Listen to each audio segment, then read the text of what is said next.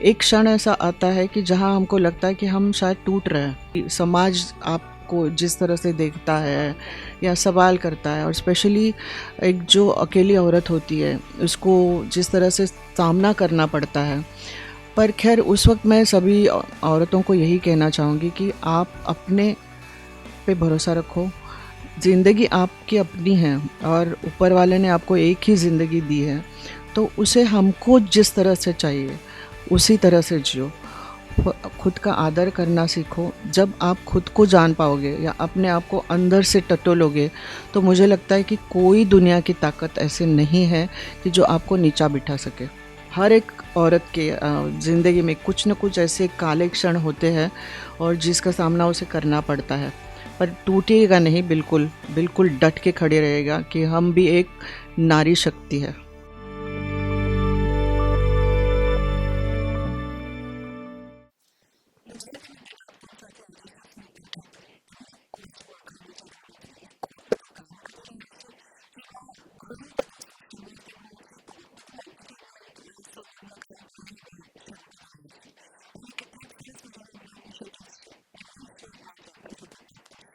So, Smita ji, my first question to you is this foundation.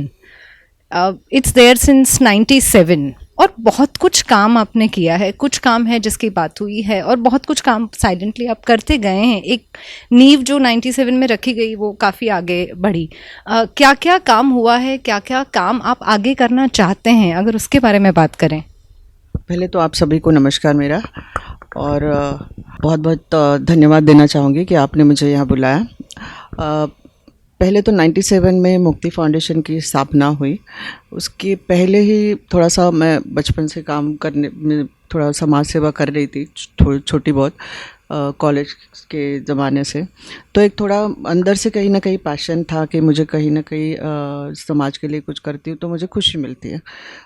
जिस घर में मैं गई, वहाँ मुझे बाला साहब जी और माँ जैसे मुझे एक संसार मिला और उनका आशीर्वाद मिला, और उनकी वजह से काफ़ी कुछ मैं आगे करने का सोच रही थी। महिलाओं के प्रति और औरतों के प्रति मेरे लिए पहले से ही बहुत एक सॉफ्ट कॉर्नर है, क्योंकि मैं एक महिला हूँ। और बहुत सारे लोग तभी 97 में जब पावर थी, शिवसेना साहब के लिए बहुत सारे लोग मिलने आते थे, तो मुझे भी मिलने को बहुत सारे लोगों को मौका मिला। और उस दौरान मुझे कई ऐसी फैमिलियाँ या कई ऐसे पेरेंट्स मुझे मिलते रहे, और मैं कई जगह जाती थी, हॉस्पिटल्स में या कहीं भी जाती थी, तो बहुत सारी ऐसी समस्याएं मेरे सामने आई कि जहाँ तक मुझे लगा कि कहीं ना कहीं मुझे इनसे जुड़ना ज़रूरी है। और मेरे लिए वो एक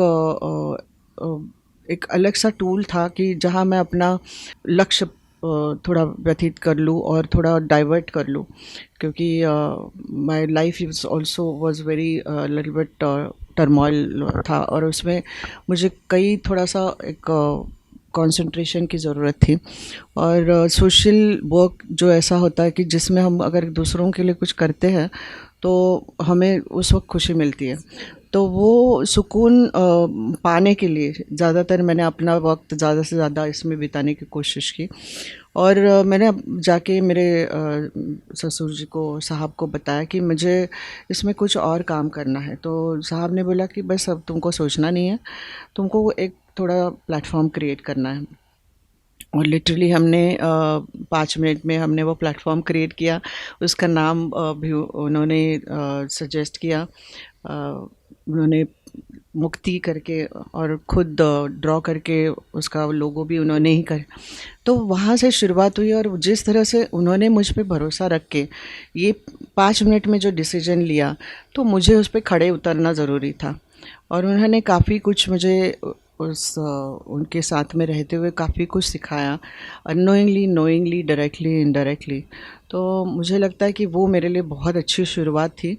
और बस उस वक्त एक जुनून लेके मैंने काम करना शुरू किया उसमें, और मुझे खुद को नहीं पता कि मैं जब अकेली मैंने ये फाउंडेशन शुरू किया, और आज फाउंडेशन के साथ कई सारे लोग जुड़े हुए हैं। तो मुझे लगता है कि अगर आप अच्छा काम करते रहोगे, लोग भी जुड़ते जाते हैं। 8 मार्च आ रही है अब कुछ ही दिनों में, आप एक बहुत स्पेशल इवेंट करने वाली हैं, उस इवेंट के बारे में अगर आप कुछ बताएं तो that will be wonderful. Women's day पे काफ़ी कुछ करने की कोशिश करते हैं महिलाओं के साथ। हर साल कुछ ना कुछ नया हम लोग करने की कोशिश करते हैं, पर इस साल हम एक ऑफ कोर्स महिलाओं को अवार्ड्स दे रहे हैं। और पिछली बार हमने महिलाओं के कारकिर्द का, उनकी जर्नी के लिए लोगों तक पहुँचे वो कॉन्क्लेव किया था। इस साल हमने सोचा कि हम अवार्ड्स इसलिए करें कि बहुत सारी महिलाएं जो हैं वो उनके क्षेत्र में काफ़ी अच्छा काम करती है, पर क्षेत्र में उनके काम करने से मीन्स या नौकरी करने से या कोई भी हुद्दे पे रहने के बावजूद भी वो समाज सेवा के लिए कुछ अपना वक्त निकालती है। और ऐसी महिलाओं को हमने चुना है कि जो एक हुद्दे पे भी है पर उन्होंने समाज के लिए भी बहुत अच्छा काम किया है। तो मुझे लगता है कि मैं अगर अपने आप को देखूँ, मैं एक फ़िल्म प्रोड्यूसर हूँ या मैं बाकी फ़िल्में बनाती हूँ, टीवी के लिए काम करती हूँ, दूसरे बिज़नेस भी है मेरे। पर जहाँ तक मेरा सवाल है, ऐसे कई सारी महिलाएं होती है कि जो करना चाहती है और वो मैं उन्हीं महिलाओं को लेके यहाँ मेरी फाउंडेशन में कहती हूँ कि आपको अगर ज़रा सी भी इच्छा हो कुछ करने की तो आप मुझे आइए, हमारे पास बहुत सारा काम है, हम लोग बहुत सारी चीज़ें कर सकते हैं साथ में। तो ऐसे महिलाओं का सम्मान करना जा रही हूँ। और हमारे मुख्यमंत्री जी श्री एकनाथराव शिंदे जी ने एग्री किया है और वो चीफ गेस्ट के तौर पे यहाँ आ रहे हैं, जो कि मैं समझती हूँ कि वो महिलाओं के लिए बहुत अच्छा काम कर रहे हैं। और जो भी धोरण मोदी जी का है अभी उनको साथ में लेके आगे जाके वो लेके जा रहे हैं। उन्होंने भी जो भी महिला और बाल विकास के लिए जो काम किया है वो मुद्दे नज़र रखते हुए मैंने सोचा कि अगर ऐसे महिलाओं को जो हम पुरस्कृत किए जा रहे हैं उनके सामने अगर उनके विचार रखें तो वो उनको और प्रोत्साहित होते हैं।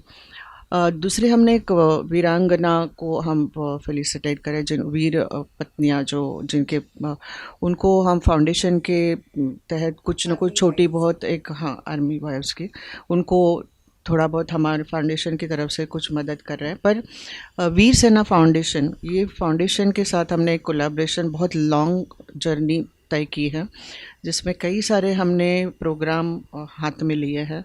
अभी अगला प्रोग्राम हम सोच रहे हो कि बॉर्डर पे जाके उनके लिए कुछ संगीत का प्रोग्राम करें।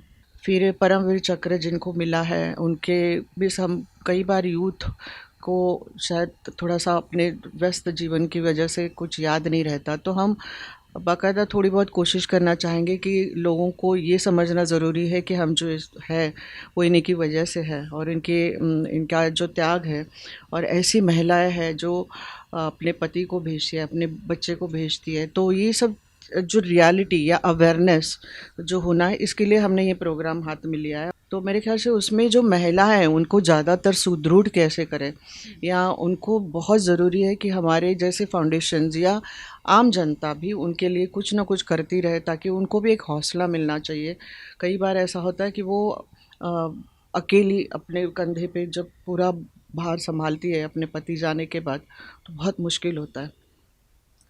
तो ये सब चीज़ें शायद लोगों तक अवेयर करना बहुत ज़रूरी है और हमारी फाउंडेशन थोड़ा बहुत उसका प्रयास कर रही है। एंटरटेनमेंट के क्षेत्र की बात करें तो आप एज ए प्रोड्यूसर कैसी चीज़ों पे फोकस कर रही हैं? अब तो OTT के भी बहुत सारे प्लेटफॉर्म्स हो गए। Are you looking in that direction and what are your plans? Now OTT option is there for all of us. I don't know whether it is a right thing to say, but COVID has really changed a lot of scenarios. In fact, people have got a lot of content now, and there is a lot of bonding which happens because of OTT, family bonding, where you can just go and sit with your family and watch really good content. तो मेरे ख्याल से ये जो changes है आज जो entertainment industry में हुए हैं उससे फैमिली काफ़ी नज़दीक आ चुकी है, ये मेरा ऑब्जर्वेशन है। और जैसे फिल्में भी बना चुकी हूँ और टीवी के लिए भी काम कर चुकी हूँ, तो बहुत सारे लोग कंटेंट लेके आते हैं। मैं वही कहना चाहती हूँ, जो भी महिलाएं आती है, नारियाँ आती है, उनको या स्टूडेंट्स आती है, उनको मैं यही कहती हूँ कि आपके जितने भी विचार है जो शायद महिलाओं को कहीं ना कहीं प्रोत्साहित करती है, या उनके इश्यूज़ है, या हम लोग प्रीच नहीं करना चाहते, पर एक एंटरटेनमेंट के ज़रिए अगर हम किसी को थोड़ा अवेयर करें या एक्टिवेट करें या उन पे कुछ चेतना डालें अपने मैसेज से, तो ऐसे सब्जेक्ट्स लेके आइए। और वो शायद मैं उसके भले शॉर्ट फिल्म हो या शायद वेब सीरीज़ हो, जो भी फॉर्मेट में हम अगर उसको बना पाएंगे, उसको हम लोग प्लेटफॉर्म तक लेके जाएंगे। हम लोग गवर्नमेंट की भी हेल्प लेंगे। ऑलरेडी मैंने मिनिस्टर से भी इसके लिए बात कर ली है, तो उन्होंने कहा है कि अच्छे सामाजिक प्रश्नों को लेके अगर आप करोगे तो क्यों नहीं, हम लोग भी अपना साथ देंगे। तो मेरे ख्याल से ये बहुत अच्छी बात होगी। और एंटरटेनमेंट इंडस्ट्री ऐसी है कि इसे हम बहुत जल्द अपने मैसेजेस फॉरवर्ड कर सकते हैं, स्प्रेड कर सकते हैं। तो खैर मैंने ये सोच के ये सब थोड़ी सी प्लानिंग की है शॉर्ट फिल्म्स की, और फेस्टिवल्स करने की सोची है। हमने आपके काम के बारे में तो बहुत बातें कर ली, मुझे आपसे ये पूछना है एज अ वुमन, जब मुझे पता चला कि मुझे आपसे मिलना है तो I also had lot of things in my mind, I thought of lot of things through what you would have gone, the way you stood up. एक ऐसे परिवार में होना जहाँ पे इतने प्रभावी पुरुष थे और वहाँ पर रहकर खुद की पहचान बनानी, जहाँ आपको उनका सपोर्ट भी मिला, स्पेशली अगर हम बाला साहब की बात करें तो। लेकिन एक एक वो हमेशा होता है ना कि एक पहचान जो खुद की हो, बस खुद की। तो उसके लिए स्मिता ठाकरे को अपनी जर्नी में जो संघर्ष आया, वो अगर उसके बारे में अगर आप कुछ कहें तो आई एम श्योर कि बहुत सारी औरतें जो शायद ऐसे इन्फ्लुएंशियल फैमिलीज़ में हैं या ऐसे इन्फ्लुएंशियल लोगों से कनेक्टेड हैं, उनको इंस्पिरेशन मिलेगी कि वो खुद का रास्ता कैसे बनाए। मैं कोई अलग नहीं हूँ, ऐसे बहुत सारी औरतें अच्छे परिवार से या नॉर्मल परिवार से आके भी बहुत अच्छा अच्छा काम करके बहुत बड़ी बन जाती है। पर यहाँ मैं कहना चाहूँगी, सबसे बड़ा श्रेय मैं अपने माँ और पिताजी को देना चाहूँगी, क्योंकि उन्होंने हमको जिस तरह से शिक्षण दिया, उनकी परिस्थिति हमारी इतनी अच्छी नहीं थी, फिर भी उन्होंने प्राधान्य हमको शिक्षित किया, हर तरह का शिक्षण दिया हमको, ताकि हमको उस वक्त हमारी सोच इतनी नहीं थी कि हम हमारे पीछे क्यों इतना लगते हैं, इतना शिक्षण, वो एजुकेशन। इनफैक्ट मेरे माँ और पिताजी, जब मैं बीएससी में जा रही थी, तभी उन्होंने मुझे एक बार बुला के सिर्फ इतना कहा कि हमारे फैमिली में किसी को फर्स्ट क्लास नहीं मिला है। तो खैर मैं बहुत कुछ इतना ब्राइट स्टूडेंट नहीं थी, पर मेरे लिए वो बहुत ही एक अहम बात थी, चैलेंज था मेरे लिए। और मुझे लगा कि उस वक्त मैं शायद इस चीज़ से मैं उनको खुशी दे पाऊँगी। तो बहुत बहुत मेहनत की, और ऊपर वाले की दया से उस वक्त मैं बीएससी ऑनर्स में मुझे पदवी मिल गई। तो मेरे लिए वो क्षण मेरे बहुत ही बढ़िया था। तो खैर उनकी अपेक्षाएं भी बढ़ती गई, फिर उनको लगा कि ये इसमें कुछ काबिलियत है। और कॉलेज में होने के बाद पर मेरी एक इच्छा यही रही है कि मैं शायद अपने माँ बाप को कहीं ना कहीं फाइनेंशियल हेल्प करूँ। तो उन्होंने बहुत फोर्स किया कि एमएससी करो आप बीएससी के बाद, पर मैंने अपनी नौकरी पकड़ ली, और फिर वहाँ से मैंने अपनी जर्नी शुरू की कि जहाँ मुझे लगा कि भले छोटा सा पैसा हो, पर मैं वो खुशी देना चाहती थी उनके, कि मैं खुद छोटा सा पैसा लेके घर संसार में हाथ बार दे रही हूँ। तो खैर ये सब संस्कार थे, और यही संस्कारों की वजह से शायद जितनी भी कठिनाइयाँ आई मेरे जीवन में या उतार चढ़ाव आए, उसका सामना करने की शक्ति केवल उनके आशीर्वाद से मिली मुझे। उसके बाद में एक जो घर मिला जिसमें बहुत ही दो अच्छे इंसान थे, और इतना अच्छा सपोर्ट, प्यार, उसमें कई सारी चीज़ें छुपी है जो मैं शायद कहने के काबिल नहीं हूँ। पर उन्होंने जिस तरह से मुझे सपोर्ट किया, कोई भी ऊपर उतार चढ़ाव आए हैं, और वहाँ मैं सीखने के बाद जो भी मुझे लगता है कि एक क्षण ऐसा आता है कि जहाँ हमको लगता है कि हम शायद टूट रहे हैं। जो भी हम आपकी पर्सनल प्रॉब्लम्स हो, या जो भी समाज आपको जिस तरह से देखता है या सवाल करता है, और स्पेशली एक जो अकेली औरत होती है उसको जिस तरह से सामना करना पड़ता है, पर खैर उस वक्त मैं सभी औरतों को यही कहना चाहूँगी कि आप अपने पे भरोसा रखो। समाज तो आज बात करेगा, कल चुप बैठेगा, और अगर ज़िंदगी आपकी अपनी है और ऊपर वाले ने आपको एक ही ज़िंदगी दी है, तो उसे हमको जिस तरह से चाहिए उसी तरह से जियो। खुद का आदर करना सीखो। जब आप खुद को जान पाओगे या अपने आप को अंदर से टटोलोगे, तो मुझे लगता है कि कोई दुनिया की ताकत ऐसे नहीं है कि जो आपको नीचा बिठा सके। मेरे ख्याल से यही शक्ति हमने इस्तेमाल की है। मैंने थोड़ा सा स्पिरिचुअलिटी का भी रास्ता अपनाया, जो कि मैं ऊपर वाले पे बहुत भरोसा रखती हूँ, और शायद इसी की वजह से मुझे अच्छे अच्छे लोग मेरे ज़िंदगी में इर्द गिर्द मिले हैं, और अच्छा काम करने की प्रोत्साहन मिली। अच्छा काम करती आ रही हूँ ऐसा मुझे लग रहा है। तो मेरे ख्याल से ये सब शक्तियाँ मुझे इर्द गिर्द है। माता की शक्ति है, गणपति बापा की है। तो यही सब होता है कि कहीं ना कहीं आप विश्वास रखो। अगर थोड़ा सा कुछ नहीं हो तो टूट मत जाना। मेरे ख्याल से वही आप अपना एनर्जी का स्रोत बनाओ। उसी को आप चैलेंज समझ के आप अपने आप को आगे जाके किस तरह से तराशते हो ना, वही में ज़िंदगी है, उसी में ज़िंदगी है।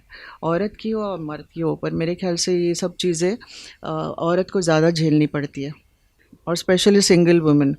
मैंने भी झेला है, मेरे बच्चों ने झेला है, पर आज उनका साथ मुझे है, इसलिए मैं आज यहाँ तक खड़ी रही हूँ। क्योंकि ये सब चीज़ें शायद कोई कह ना पाएंगे, पर हर एक औरत के ज़िंदगी में कुछ न कुछ ऐसे काले क्षण होते हैं, और जिसका सामना उसे करना पड़ता है। पर टूटेगा नहीं, बिल्कुल बिल्कुल डट के खड़े रहेगा कि हम भी एक नारी शक्ति है।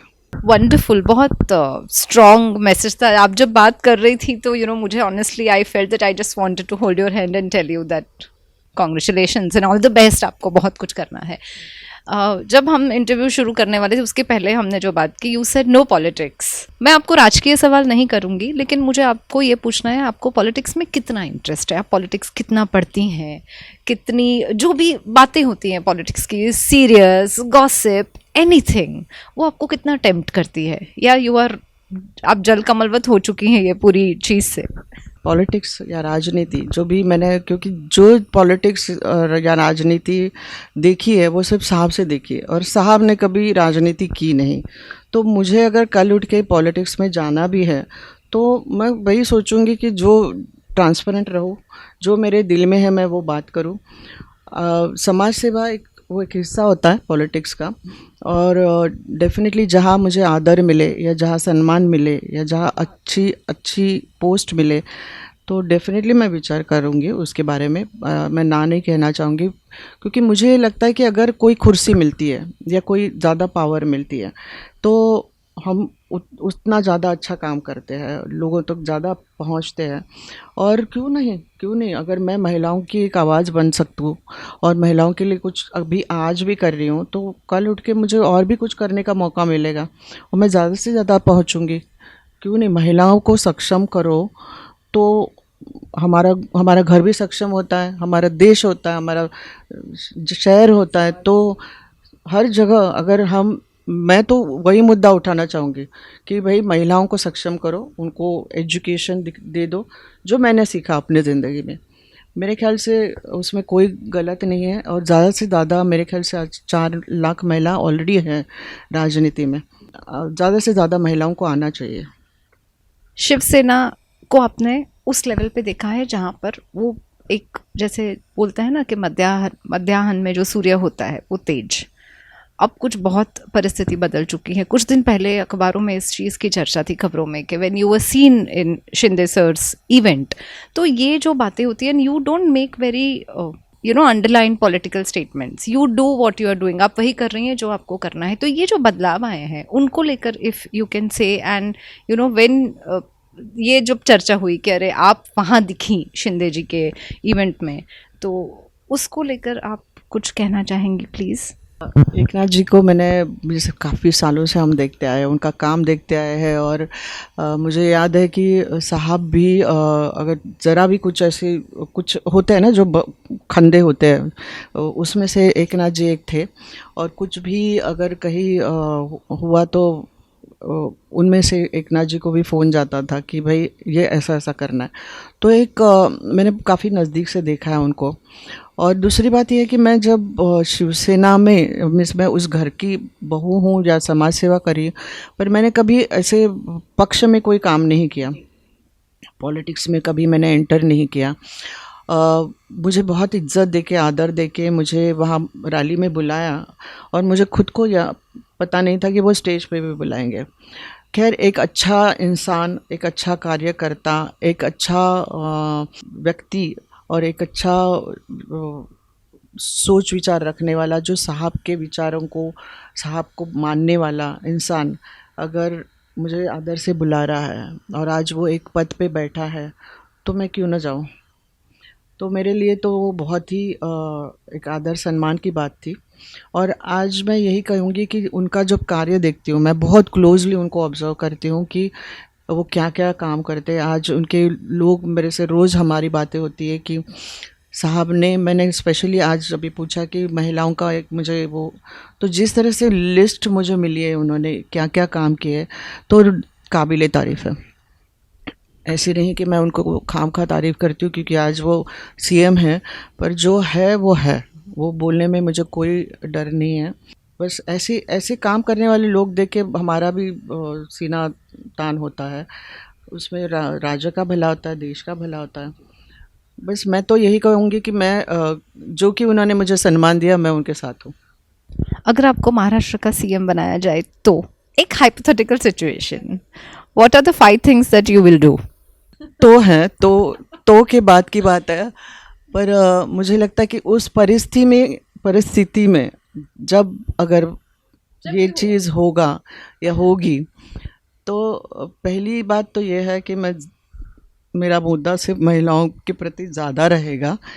शायद बायस होगा मैं, होगा, पर हाँ, पर अपने महाराष्ट्र के प्रति जो भी उस वक्त कर सकती हूँ, क्योंकि आज मेरे ख्याल से हर चीज़ आपको काम करके दिखानी पड़ती है, और वो दिखाने की कोशिश करूँगी, दिखाने के इन द सेंस काम करके दिखाऊँगी। हाँ, तो मेरे ख्याल से एजुकेशन पे ज़्यादा ध्यान देना है उस वक्त, और बहुत सारे रोज़गार, मिस हमारे राज्य में रोज़गार की कमी है, उनको क्रिएट करना। आजकल रोज़गार को अगर, हाँ, जॉब क्रिएशन वो बहुत ज़रूरी है, ताकि वो कहीं बाहर ना भटके या यूथ कहीं ख़राब ना हो जाए। तो ये सब अगर उनको कुछ करने की ताकत मिली और करने का मौका मिले, उनमें है ताकत, पर उनको शायद मौका नहीं मिलता, तो वो मौका उनको मिलना चाहिए। We are very happy that हमने आपसे बात की, and thank you very much, it was lovely talking to you. Thanks.